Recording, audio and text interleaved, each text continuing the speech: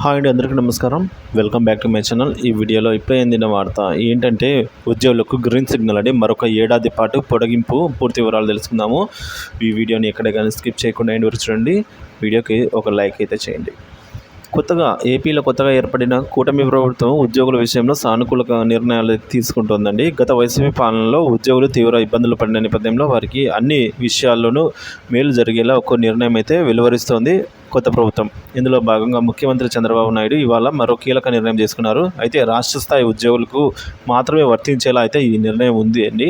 రాష్ట్రానికి రాజధానిగా 2015లో అమరావతిని ఎంపిక చేసిన తర్వాత విభజిత రాష్ట్రంలో వేగంగా అభివృద్ధి జరిగేందుకు వీలుగా అప్పటి టీడీపీ ప్రభుత్వం కొన్ని కీలక నిర్ణయాలు అయితే తీసుకుంది. ఇందులో హైదరాబాద్ నుంచి అమరావతికి వచ్చి పనిచేసే ఉద్యోగులకు 5 రోజుల పని దినాల నిబంధన కూడా ఉంది.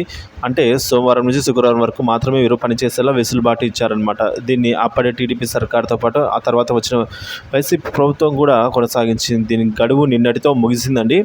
ముగియడం వల్ల రాష్ట్రానికి రాజధానిగా 2015లో అమరావతి ఎంపిక చేసిన తర్వాత విభజన తర్వాత వేగంగా జరిగేందుకు వీలుగా అప్పటి టీడీపీ ప్రభుత్వం కొన్ని కీలక నిర్ణయాలతో తీసుకుంది. ఇందులో హైదరాబాద్ నుంచి అమరావతికి వచ్చి పనిచేసే ఉద్యోగులకు మాత్రమే వీరు పనిచేసేలా వెసులుబాటు అయితే కల్పించారండి.